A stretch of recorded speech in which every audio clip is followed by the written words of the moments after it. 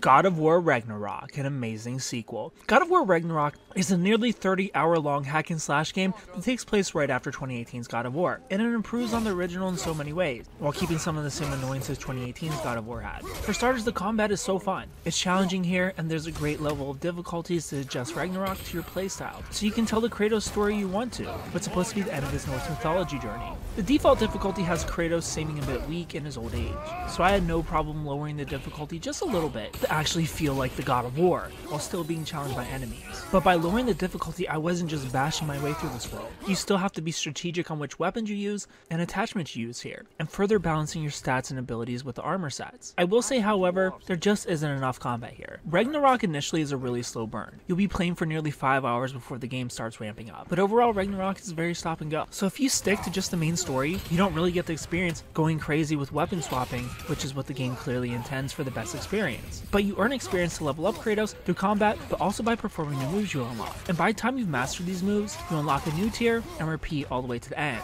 I do appreciate earning experience by mastering moves, but I wish the experience was handed out twice as fast so the player could enjoy half of the game at least, doing combat the way the game intends, juggling through ice, fire, and a third weapon. But back to the lack of combat. It feels like every time things are ramping up and you're having fun as Kratos, the game slams the brakes and now you're his son Atreus. Atreus does have one chapter and boss battle in this game that I absolutely love. Again, no spoilers, because this moment really pushed me over on my love for Ragnarok. For the most part, Atreus' moments are just not fun. His combat style isn't fun, combat isn't satisfying. I couldn't wait to be Kratos again, which maybe is a good thing. Maybe it was a nice break to get me craving the good parts. If that's the case, it works. I just wish Atreus were more fun to play, and if he gets his own series in the God of War universe, that he becomes more fleshed out, possibly slightly more stiff and heavy and not so floaty of a character. World building wise, Ragnarok does a great job of really connecting every realm. The story is very clever and great, especially for those who want to play again through New Game Plus. Not as impactful and intriguing as 2018's, but not disappointing either. What is disappointing though is exploration.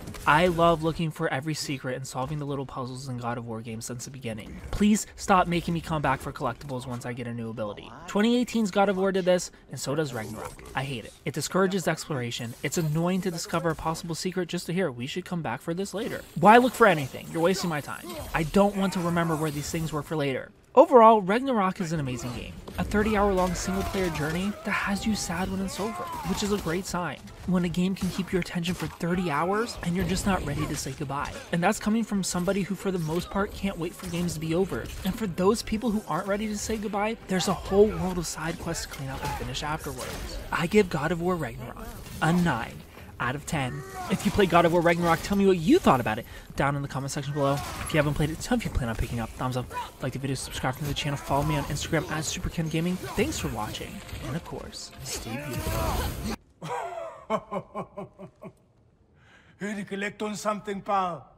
Think parading a severed head around on your hip is gonna scare me into somehow approving Estrid's accretion proposal, eh?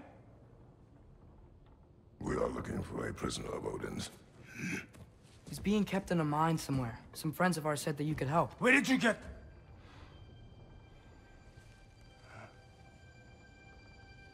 You chop her head off with that too, eh?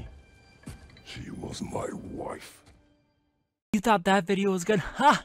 You should probably watch this video. The very video that's on your screen right now that YouTube hand-selected for you. Out of all my thousands of videos, this is the one that I want you to watch next. And make sure you're subscribed, because I'm not a genie or anything, but I'm pretty sure you get 42 years of bad luck if you made it this far into my video and you're not subscribed.